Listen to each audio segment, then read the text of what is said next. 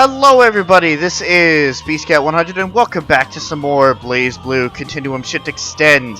In the previous episode, we had finished up the bonus chapter number 2, Sector 7, where we learned a whole bunch, including the fact that 9, one of the one of the 6 legendary heroes, was actually Kokonoe's mother, and in order to defeat the Black Beast from ages past, she created another Black Beast, which was in turn part of the Nox Victoris.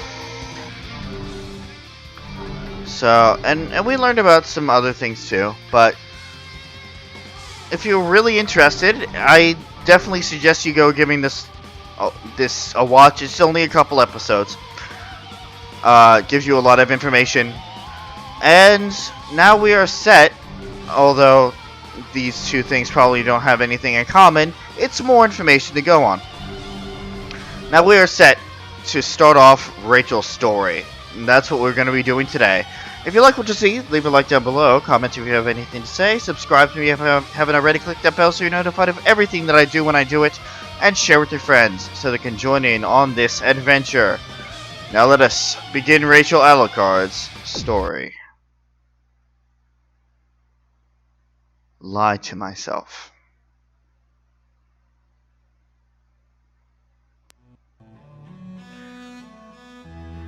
AD 2200-13. A large moon hangs in the air. Grim black clouds, hungry for light, devour the few remaining shafts of silvery moonlight. Suddenly, the world is a very dark place. A teapot sits atop a lacy doily embroidered with roses. Steam just up from its spout, a tiny shred of light against the darkness, but no sooner has it risen than the winds snuff it out. A man with his hair pulled back into a tight queue looks up slowly. I have returned. Welcome home, milady. Your tea awaits. Thank you. Rachel draws her pale lips into a faint smile and absent-mindedly pushes her complacent cat-like umbrella inside out. Oh, princess! It's horrible! I can see all of Nagos. I can see everything! All of the underbits!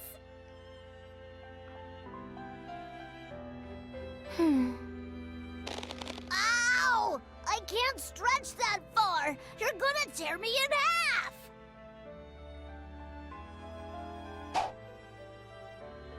Bye, Guy. Rachel tosses the squirming creature aside with her narrow eyes. Her mind is elsewhere. Is something amiss, milady? It's moving again, Valkenhayn. Takamagahara, you mean? Of course. If your servant may be so bold as to pose a question, what do you intend to do? Nothing. I simply... You simply? I did not think I would be seeing Teremy again so soon. Goodness gracious me! The princess being timid? This isn't something you see every day.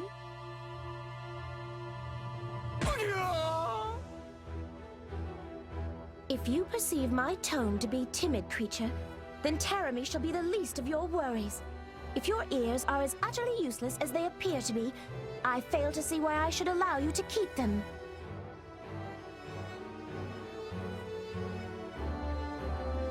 With the ease and grace of a servant and a friend, Valkenhayn places Rachel's chair, and she sinks into it with a dainty sigh.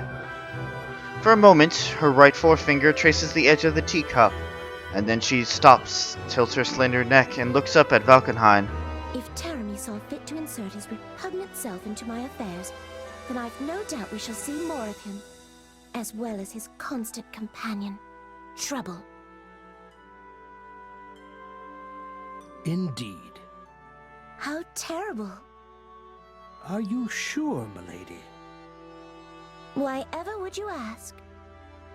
Laughing while one says, how terrible, can suggest one's true sentiments are otherwise. You misheard. I was not laughing. I was sighing. My sincerest apologies, milady. It is time I was on my way. What? You're leaving already? But we haven't eaten anything yet. We will eat after our task is complete. Balkenhein's scones are of such quality that no matter how long we may take, their taste shall be unchanged when we return. Where are we going, Princess? Was I not clear? We are going to visit him. Him? Balkenhein, Yes, milady? I have a favor to ask of you. Of course, milady. I live only to serve. Rachel's tinkling laugh fills the garden.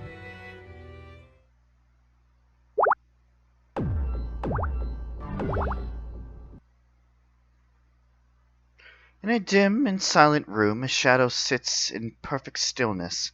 Surrounding the shadows are lines and shapes that pulse with magic, like eldritch tendrils. They spread in 4 directions, covering the entire room.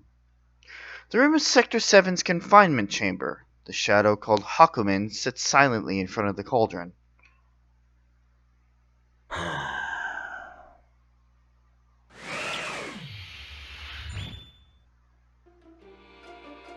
Wake up, puppet.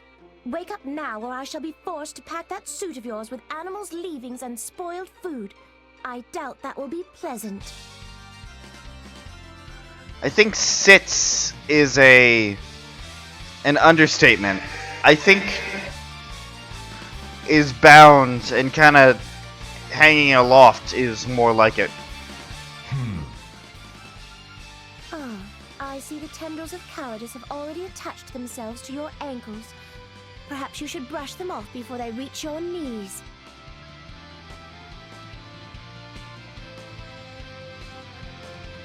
You. You must be either terribly bored or something of a madman to sit so quietly in such a ghastly place. State your business. Oh my goodness, such a powerful protective circle they've placed you in here. Why, it took me the entirety of 5 minutes to circumvent it. Practically forever.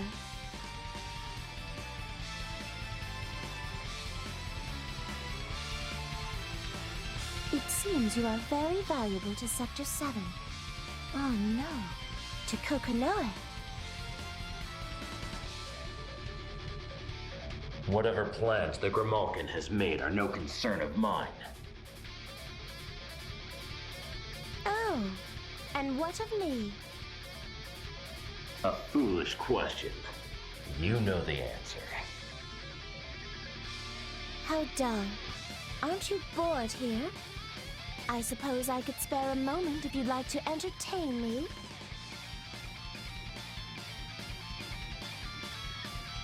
Ha! Your motives are as transparent as ever. You are only here to observe. Am I wrong? Oh, perhaps you are slightly less of an idiot than I gave you credit for. After all, that is her stated role in all of this.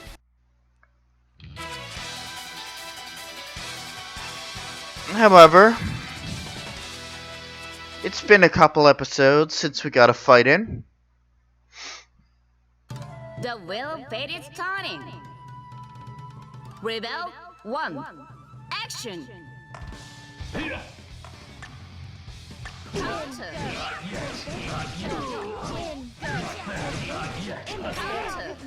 Ow. Maybe another time.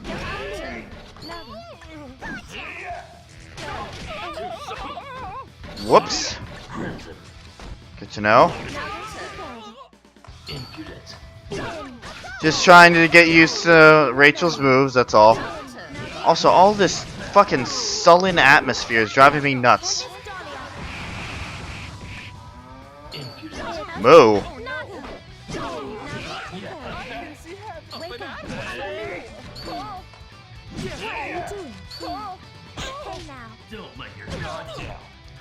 I'm not. I have you exactly where I want you.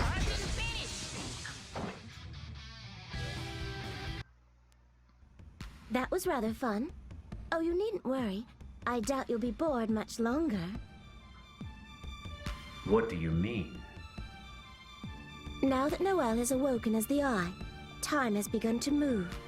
She has become the Master Unit's eyes, and she is now immortal. What? And Takamagahara?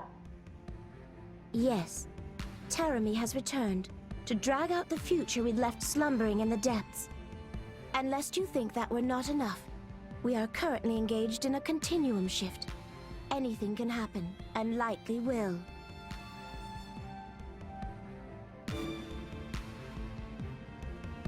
You speak as though something already has. I would rather not think of it, thank you. I have, however, heard of her awakening. I see. Then the time has come for me to take up my sword. I must go. Oh my. I see there is at least some remnant of a brain moldering in that ancient shell. But first things first, Mr. Hero. You must leave this place.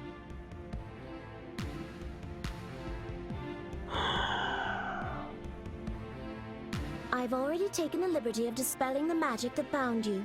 You may thank me later. However, we must talk, and I am loath to do so here. Shall we meet in Kogutsuchi? Yes, that sounds good. I shall go on ahead. Do follow soon before I grow bored.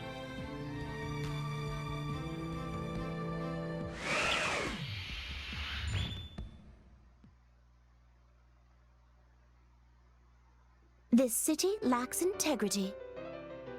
Princess, darling, what are we doing in a place like this? Whiling away the hours until Mr. Hero deigns to join us.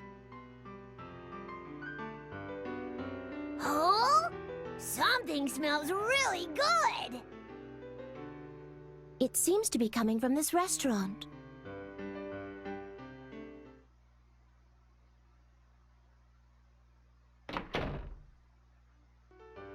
My goodness, this restaurant smells delicious. Woohoo! It smells so good! Princess, hurry, hurry! Let's eat something! Wait, that man over there?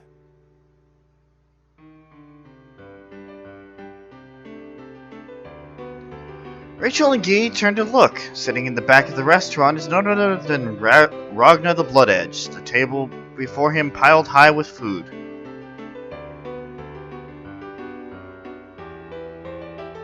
Just what does that young man think he's doing? That girl is way too young for him. Yeah, that's what's happening. Maybe he's what did the princess call it? Pedophile? Wah! Why did you hit me? Silence. Otherwise, the only pieces of you I leave will be too small for the eye to see. What? What's wrong, Princess? You're so grumpy all of a sudden. It's nothing. Nothing at all.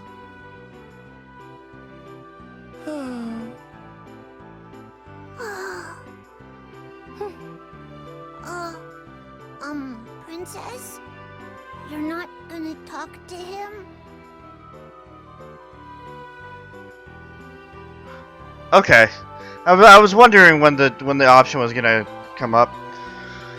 Also, I think she's kind of jealous, but that was just the first thing that popped into my head. You guys know the deal. Option 1, gag reel. We'll do that, we'll save it, and then we'll call it for the episode. Good morning, Ragnar. As foolish as always, I see. Perfect start. Alrighty. In the next episode, we tackle the gag ending. Thank you guys for watching, and see you guys later.